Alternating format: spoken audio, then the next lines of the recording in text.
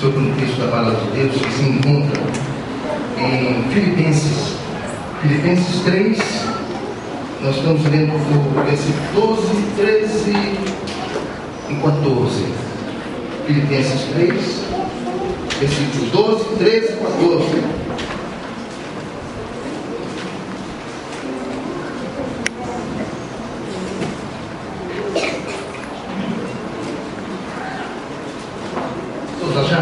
Amém?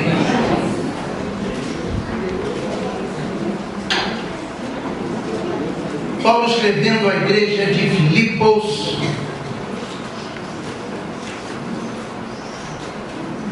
eu vou fazer um pedido. Nós vamos ficar até mais ou menos 5 das 9. Eu queria que os irmãos ficassem em espírito de oração, sabe? Alguém uma vez falou para mim, eu nunca esqueci. Todas as vezes que nós abrimos a palavra de Deus para considerar textos específicos, o inferno se levanta. Quem não pode se levantar somos nós. Nós vamos ficar orando, clamando ao Senhor, porque essa palavra quer falar com a igreja, como tem falado comigo, e quer falar também para aqueles que estão no nosso meio, que não tem o Senhor Jesus como seu Salvador. Então vamos ficar com espírito de oração, irmãos. O que nós estamos falando, o que o Senhor quer falar, são coisas extremamente sérias para a nossa vida espiritual. É por isso que nós não queremos, não desejamos que o inferno vença essa noite. Amém? Amém. Então vamos ser. O Espírito Santo vai determinar. Eu sei que você é brincadeira. Fica na paz. Ok? Então vamos ler a palavra de Deus, vamos ficar sentados. Aquele que tem seu filhinho, segura ele um pouquinho. Porque quando alguém levanta, chama atenção. Não tem problema. Todos olham. Hoje a nossa atenção é para o Senhor Jesus. Amém. Então vamos ler esse texto. Paulo escrevendo à igreja de Filipos, dizendo assim: não que já tenha alcançado ou que seja perfeito, mas prossigo para alcançar aquilo para o que fui alcançado por Cristo. Irmãos, não julgo que eu haja alcançado, mas uma coisa eu faço, que é que, esquecendo-me das coisas que para trás ficam e avançando para as que estão diante de mim, prossigo para o alvo, pelo prêmio da soberana vocação de Deus em Cristo Jesus. Vamos falar ao Senhor. Amado Senhor, nós queremos entender esse mistério para a nossa vida, como igreja, como teus filhos. Fale ao nosso coração de uma forma tremenda, para que possamos refletir a tua luz neste mundo tenebroso. Ajuda-nos a compreender o que tu queres falar esta noite. E queremos dizer que a glória, a honra e o louvor pertence a ti, ao nosso Senhor e Salvador Jesus Cristo. Amém. O apóstolo Paulo estava preso lá em Roma. E a preocupação de Paulo, quando ele escreveu essa carta, foi para a igreja de Filipos. Era uma igreja extremamente boa. Era uma igreja que não nos traz nenhum problema diretamente, como trazia a igreja de Corinto. Mas Paulo estava preocupado com a igreja. Estava preocupado. Paulo amava Filipos. Ontem nós estávamos falando isso. O amor de Paulo por Filipos. E nós estávamos questionando: você ama a sua Filipos? Você ama verdadeiramente A sua igreja, onde você está indo? Sai do seu coração aquele louvor que Davi dizia: alegrei-me quando me disseram, vamos à casa do Senhor. É isso que acontece contigo? Ou muitas vezes você troca outras coisas ao invés de estar no meio da sua igreja local. Nós já comentamos isso lá, não queremos abordar esse assunto hoje. Mas Paulo amava a igreja, ele disse algumas coisas assim muito interessantes, falando sobre esquecer. Nós queremos só lembrar isso ontem nós conversando, esquecendo das coisas que para trás ficam. Algumas coisas extremamente desagradáveis que nós precisamos esquecer para não trazer o passado para o nosso meio e fazer com que a nossa igreja seja uma igreja com problemas, às vezes problemas de perdão.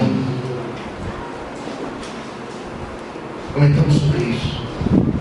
Então Paulo sentia uma necessidade de dizer: esquecendo-me do que me aconteceu lá atrás, prossigo para o alvo. O que passou, passou. Eu preciso caminhar. Talvez você está aqui no nosso meio, talvez com o coração amargurado por causa de um acontecimento. E às vezes você fica frio, não quero trabalhar, não quero estar junto, eu quero estar fora. Inclusive ontem nós falamos sobre um fato, alguém dizia: este irmão não passa pela minha garganta. Eu creio que muitos já ouviram isso aqui. Mas você precisa esquecer aquilo que te machucou, aquilo que te ofendeu, e entregar nas mãos do Senhor, pedir perdão a Deus. Perdoai, para que a sua igreja esteja unida para a glória do Senhor. Mas como é difícil, irmão. Aí Paulo fala também uma coisa: prossigo para o alvo. Paulo tinha um objetivo. A vida do crente é com objetivo. Eu não sei o que você pensou neste ano de 2015 que está se findando. O que você fez para o Senhor teve objetivo? Foi bênção na tua igreja? Foi bênção na tua casa? Prossigo para o alvo. O alvo de Paulo era servir ao Senhor. Olha, servir ao Senhor, irmãos, não é fácil. Não é fácil. Mas nós devemos ter esse objetivo. Os discípulos jamais poderiam imaginar, naquela conversa que teve o Senhor Jesus Cristo com Pedro: Pedro, eu sei que tu és Pedro, e sobre esta pedra edificarei a minha igreja, e as portas o quê? Do inferno não prevalecerão contra a igreja de Cristo. Não vai prevalecer. Não vai prevalecer. Creio nisso. Não vai prevalecer. O Senhor estava dizendo o seguinte: olha aqui, nós vamos invadir o inferno. Você tem invadido o inferno? Você tem invadido o inferno? Vocês estão vendo? Mas, irmão, quando invadir o inferno é abrir a sua boca e falar do amor de Deus para aqueles que estão nas mãos do diabo. Isso é invadir o inferno. Invadir o inferno quando você tem um amigo do teu lado e vê que aquele amigo está envolvido com drogas, com outras coisas escusas, e você abre a sua boca e fala sobre o amor de Deus. Você invadir o inferno. Já viu, parente, lembrei de uma coisa. Na faculdade, eu estou vendo aqui muitos jovens. Isso é bom. Na faculdade, tem muitas coisas que se falam contra a verdade da palavra de Deus. A não existência de Deus. Eu lembro que as minhas filhas chegaram: pai, mas olha, hoje eu ouvi um absurdo. Alguém falando sobre a não existência de Deus. Eu perguntei para ela: o que você falou? Ela: nada. Quietinho. Filho, você não falou nada? Não, tinha muitos jovens lá, muitas pessoas, fiquei envergonhado. Essa deixou de invadir o inferno. Que oportunidade. Um diretor chegava todo início de ano, reunia aquela moçada toda e pegava um ovo, não sei se eu já contei, e pegava um ovo e dizia o seguinte: olha aqui, eu vou largar este ovo vai cair e vai se quebrar. Se ele não quebrar, é porque Deus existe. Mas se ele quebrar, porque Deus não existe. Eu estou falando isso porque se ele existe, ele vai tomar uma providência e o ovo não vai quebrar. Ok? Estava lá um grupo de pessoas, jovens, aqueles calouros. Calouros são aqueles alunos que estão começando, tipo careca, não tem isso também? Aí olha aqui, ó. Se esse ovo quebrar, porque não existe Deus. Alguém que possa contradizer? Ninguém. E todo mundo ficava assim mesmo. Quietinho. Eu vou largar, hein? O que aconteceu? Vou quebrar. Ele fez isso anos e mais anos e mais anos e mais anos. A última vez que esse homem fez, tinha um homem de Deus lá. Tinha um homem que temia a Deus. Tinha um homem que queria invadir o inferno com seu testemunho. Tinha um homem que sabia que Deus é real. E aquele homem pegou aquele ovo e falou: olha aqui, se eu vou largar esse ovo, se quebrar, vai fazer sempre. Tinha que ter a palavra certa. Olha aqui, eu vou largar. Se quebrar, porque Deus não existe. Agora, se não quebrar, é porque Ele existe. Ele estava acostumado a fazer isso. Alguém que quer contestar isso aqui? Aí o homem de Deus levantou: eu contesto, Deus é real. Aquele homem tomou um grande susto, que ele largou o ovo bateu no peito dele aqui, ó, pegou no barrigão dele, as coisas.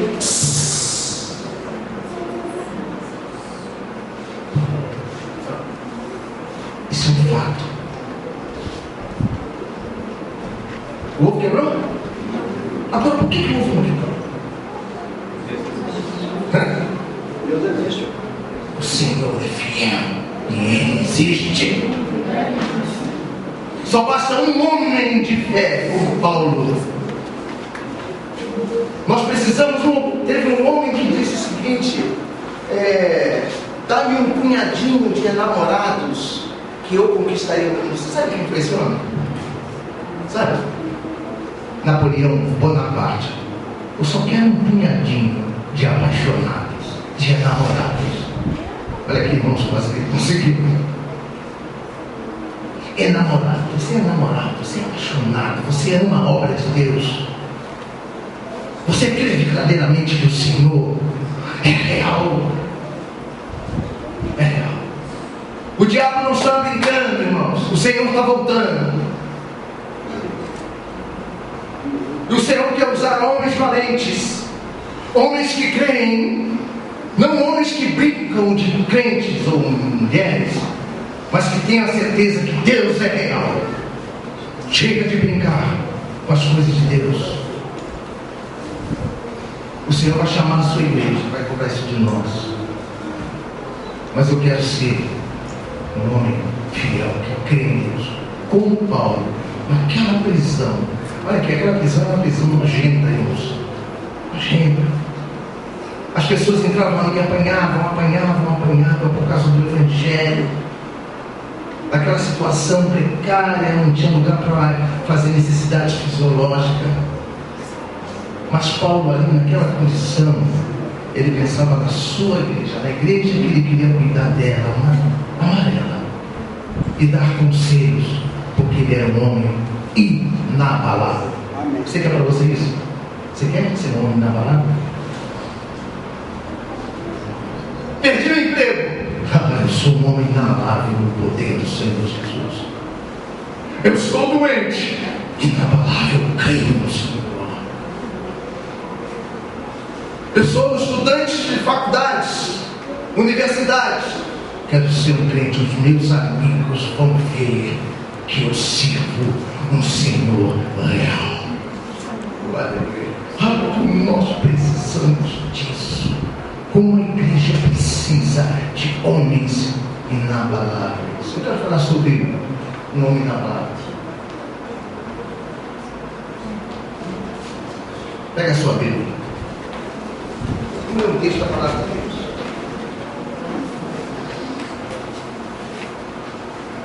Depois nós vamos, amanhã nós estaremos voltando para isso.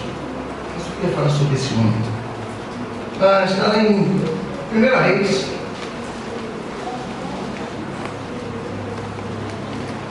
Capítulo 18. Só vamos ler o versículo 21.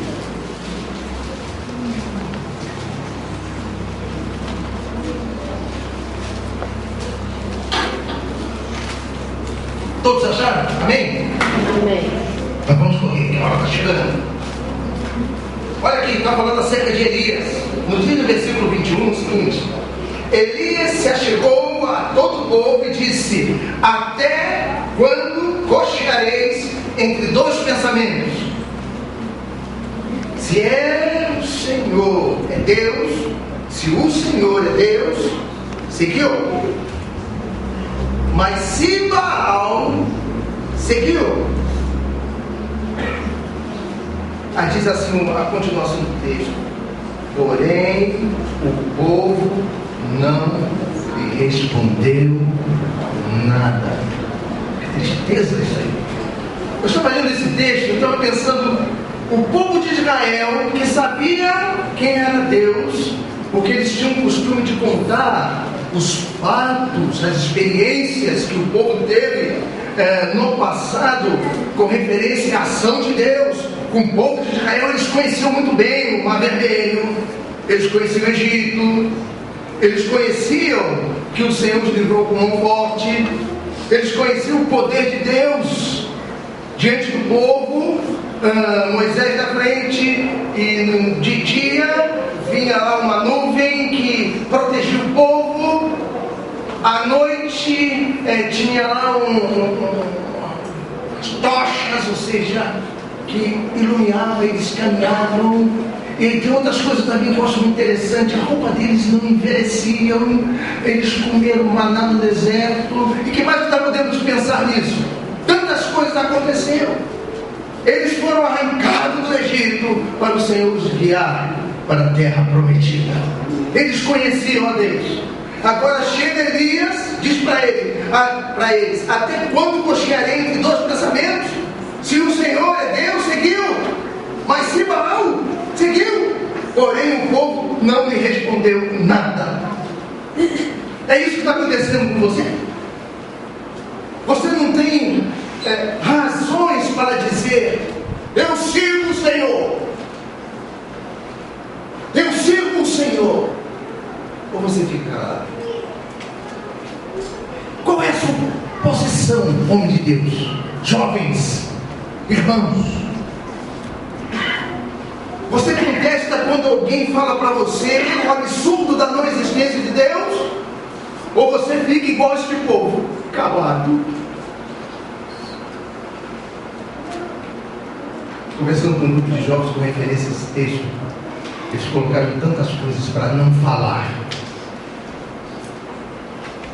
para não abrir a sua boca, para não testemunhar o Senhor. Mas eu louvo o Senhor.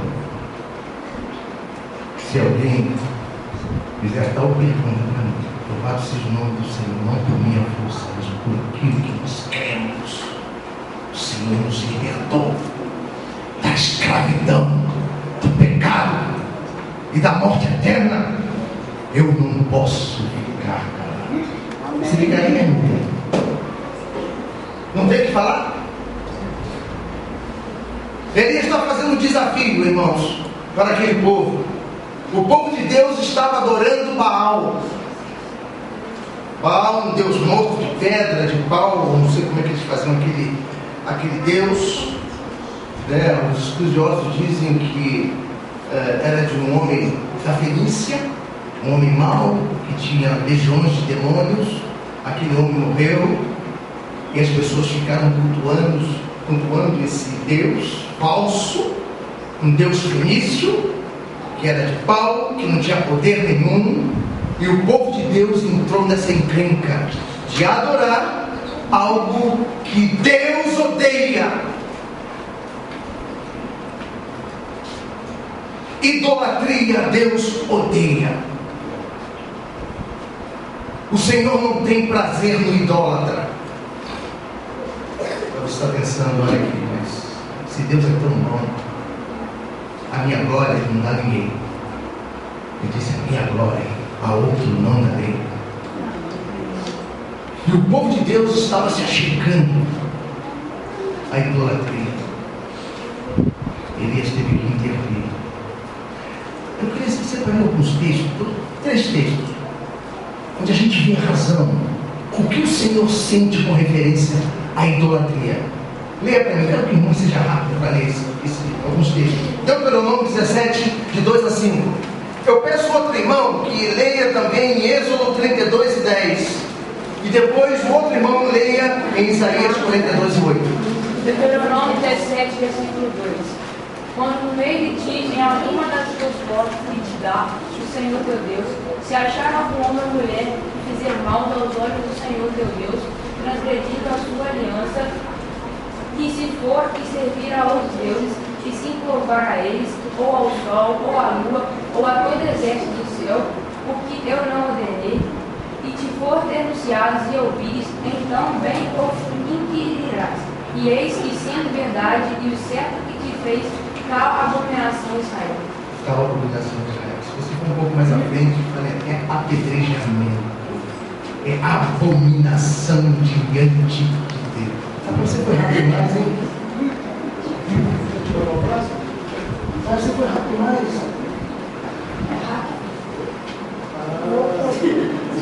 Tecnologia. Isso é bom. Acabei de falar. Deixa eu te abençoe. Vamos lá, já que você está rápido demais. Para o outro. Êxodo 32 e 10. Agora, pois, foi mais rápido que você.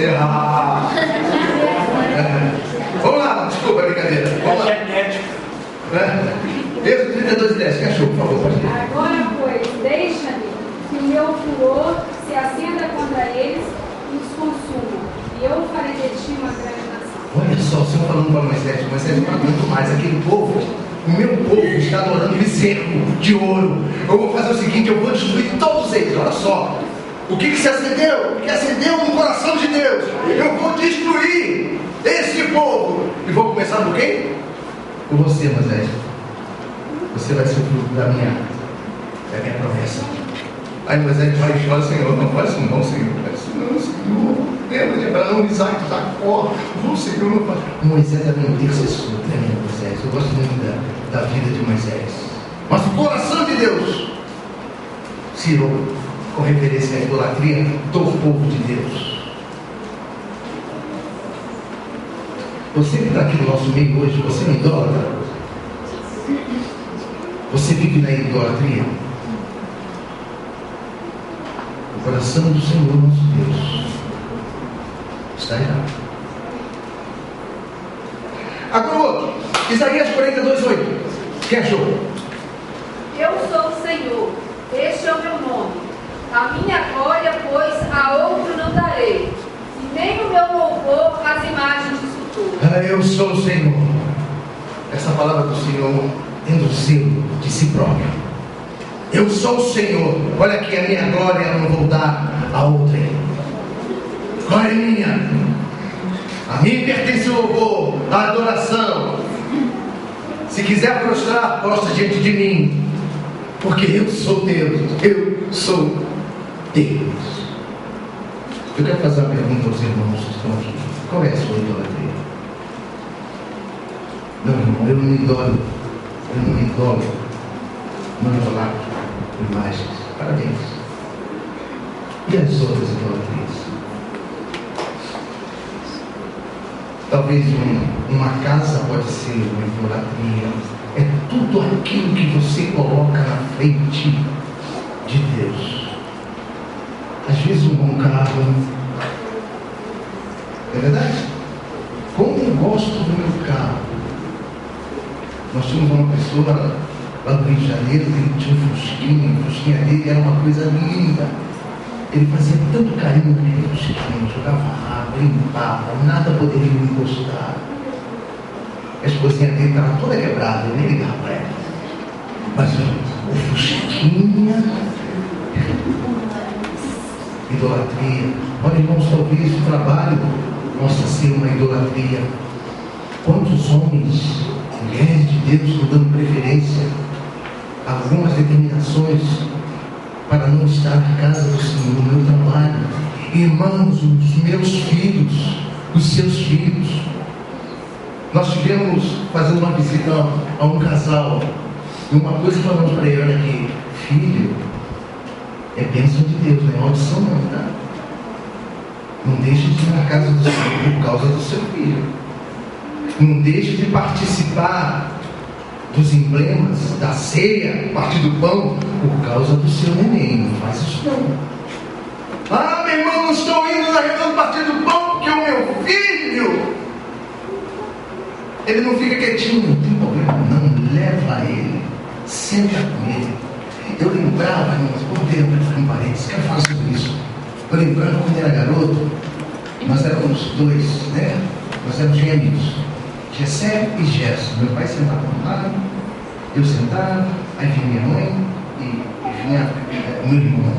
Aí eu, sentadinho, quando o pão passava, eu estava observando tudo. Aquele pão passava, que coisa, minha mãe pegava aquele pão, papai pegava o pão, orava, e muitas das vezes tem as lágrimas dos olhos da minha mãe. Essa mãe está chorando, porque ela olhava para dentro, depois ela explicou: olha para dentro, mereço isso. E eu sentado vendo. Aí quando passava o cálice, não tinha um cálice, porque até hoje eu não sinto o cheiro daquela uva, o cálice cheiroso, e eu, meu irmão passava aquele cálice, eu no narizinho. Já tinha idade? Já tinha. Aquele vinho, eu falei assim: que coisa, que vinho cheiroso, gostoso. E ficava quietinho, ouvindo a palavra. Era criança. E às vezes eu perguntava: mãe, você está chorando outra vez? Não explica, não explica. Deus é bom, Deus é tremendo. Eu via todo aquele contexto de uma reunião do partido. Irmãos, hoje eu não consigo ficar em casa aos domingos, porque a ceia do Senhor, a reunião do partido do pão, é algo precioso para mim. Lá no início, mamãe levava a gente. É bênção. Traga o seu filho. Traga o seu filho para ele participar deste termômetro de adoração. Olha, entendendo isso? É assim que você tem feito? Ou você tem deixado em casa lá dormindo, porque você idolatra? Tem coisas que nós idolatramos. Cuidado com a idolatria, porque os olhos de Deus é abominável. Vocês estão entendendo? Amém? Amém. E por isso que aquele povo ficou calado. Olha aqui, até quando vocês vão cochear entre dois pensamentos? Se o Senhor é Deus, seguiu, mas se for Baal, seguiu. Porém, o povo não me respondeu nada, porque não tinha a sua fé firmada no Senhor Jesus. Quero que você pense nisso. Se há alguma idolatria na sua vida, em nome de Jesus, buscar primeiro o reino de Deus e a sua justiça, pois todas as coisas do céu serão acrescentadas. Que diz a palavra. Lá na frente, 400 profetas de Baal, e tinha um homem que cria no Senhor. E propôs para ele: o Deus que manda fogo. Nós sabemos da história, né? Esse é o Deus verdadeiro. Nos diz a palavra de Deus que aqueles homens começaram a se cortar e rodavam em volta daquele altar. E o Deus dele não ouviu. porque é um Deus falso. Mas quando foi a vez de Elias, a primeira coisa que ele fez foi restaurar o altar, deixando o homem. Como é que está o teu altar? Você é um adorador. Olha aqui, o Pai não procura cantores, o Pai não procura música, é bom, excelente, você não quer não, música. O Pai não procura presbíteros, diáconos. O Pai não procura aqueles que fazem sacrifícios. O que o Pai procura? Você é um adorador? Você verdadeiramente é um adorador? Se você não é, conserta teu altar diante de Deus. Porque essa igreja, ela tem valor. E ela quer pregar a palavra a cada dia. Mas precisa de altares constituídos. Meu altar está até jóia, viu? Eu só tenho algumas coisinhas aqui que eu preciso resolver, mas tá bonitinho. Então resolve. Gente de Deus. Irmãos, o que aconteceu depois quando Elias orou ao Senhor? Senhor, olha aqui. Isso é para minha glória não, Senhor. Para quem sabe que tu és Deus, tu és poderoso. Aí ele falou com o pai, ô Senhor, manda. Eu estou encurtando isso. Não diz a palavra de Deus que veio, ele confiava em Deus. Ele foi para o céu, esmiuçou o altar, as pedras, a água estava em volta do altar. E aquele povo começou a clamar: só o Senhor é Deus.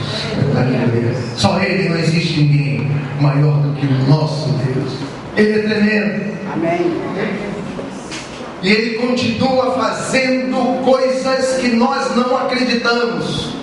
Mas no final, nós verificamos que foi a mão de Deus poderosa, fazendo o impossível, tratando a nossa vida, modificando o nosso ser. Porque Ele quer adoradores. E Ele é um Deus fiel. Pense nisso. Como é que está a sua vida espiritual? Aqueles que estão sem Jesus aqui, que não conhecem muito bem, só conhecem de ouvir falar. Eu quero dizer que lá em João 3,16 diz que Deus amou o mundo de tal maneira que deu o seu Filho unigênito para que todo aquele que nele crê não pereça, mas tenha a vida eterna. Ele criou Jesus para segurar sua mão. E o Senhor segura a mão de Deus, reconciliando consigo o homem, porque não há nenhum mediador entre Deus e os homens, a não ser Jesus Cristo, homem. Se você não aceitou o Senhor como seu Salvador, você ainda está de perdido, longe de Deus, perdido ou perdida, longe de Deus. Você precisa rever os seus valores.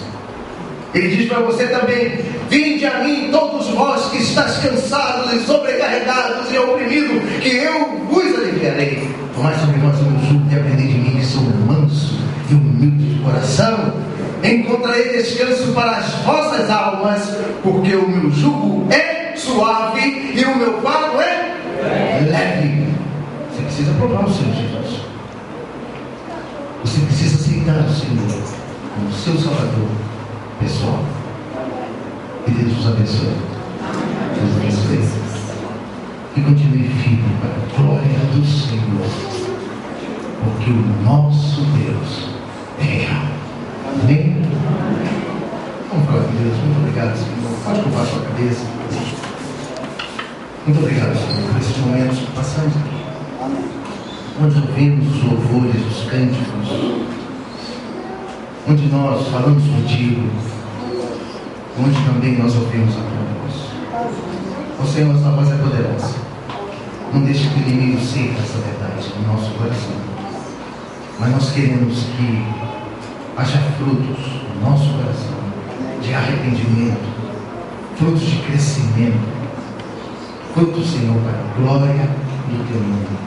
Aquelas pessoas que estão aqui que não tiveram uma experiência com o Senhor, eles possam sair daqui percebendo, Senhor, pelo Espírito Santo de Deus, que há um só Deus, um só mediador entre Deus e os homens, Jesus Cristo, homem.